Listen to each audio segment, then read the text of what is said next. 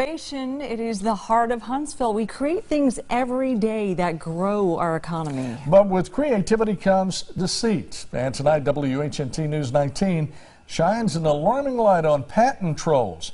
Their goal, of course, is to take what's not rightfully theirs.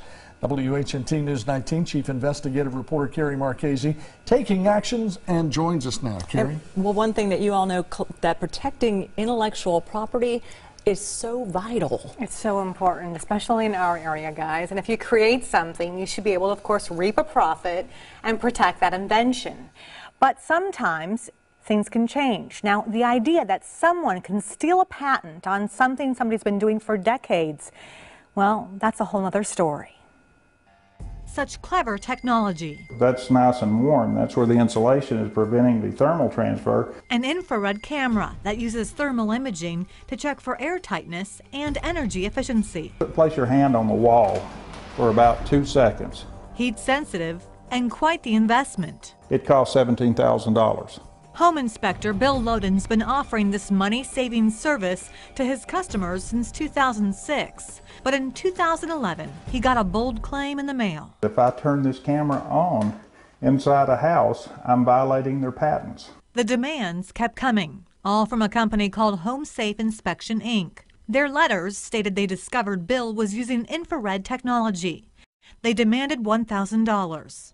Sign an affidavit saying he will never use infrared in a home inspection again. Or, are you ready for it? Pay $10,000 in damages for each use, or prepare to be sued. They were threatening me. And then they also went on to say that if you try to defeat our patents, it's going to cost you hundreds of thousands of dollars. Here's the problem. HomeSafe's patent isn't about the product, it's about the process. In fact, they don't sell anything. They claim to own 6 federally approved patents in the U.S. that cover the use of infrared technologies in building inspections. Other people developed this.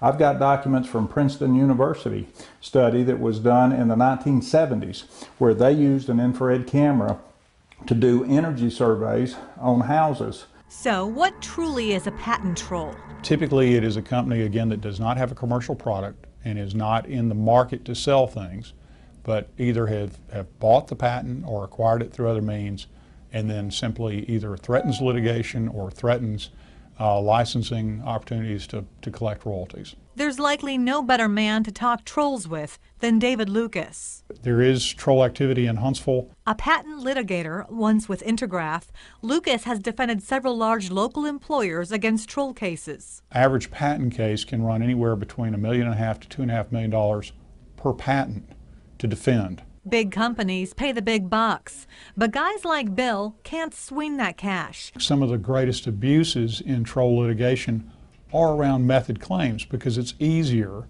to say, well, if this is your result, then you must have done that. Seems like getting a patent should be more difficult. Oh, but if you do a little research, you might be surprised what's been patented over the years. Be careful of that comb-over. A father and son team own the patent on a very special way of styling the hair to cover bald areas. It was issued back in the 70s. And here's a potential infringer. And that's the problem with the patent system. It's flawed in that you can patent almost anything.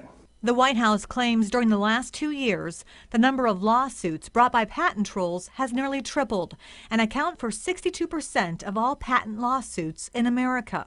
And the victims of these trolls paid nearly $29 billion in 2011 alone. That's a 400% increase from 2005. Benjamin Franklin created the patent, and it's that security of innovation that helps keep Huntsville and our area thriving.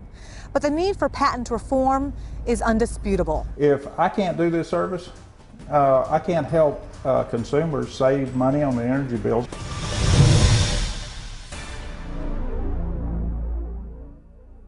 Now, Bill says he's not paying up, even though he's heard rumors the company is getting ready to start filing actions in federal court against him and other infringers. Now, he's formed a coalition with other home inspectors and businesses so they can band together to fight that lawsuit, guys. Now, go ahead. Alabama is joining that fight. They are, and Congress is too. Right now, there's a bill in Congress with the government right now that basically says, you know, if somebody brings bad faith litigation, a troll brings this litigation to the table table in bad faith, essentially the fees get shifted so that way if they lose, then they actually have to pay their fees and the person that they hauled to court.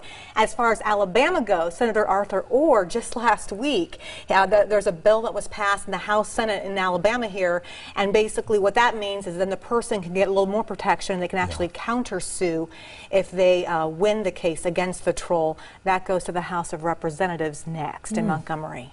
All right. Thanks, Carrie. You got it.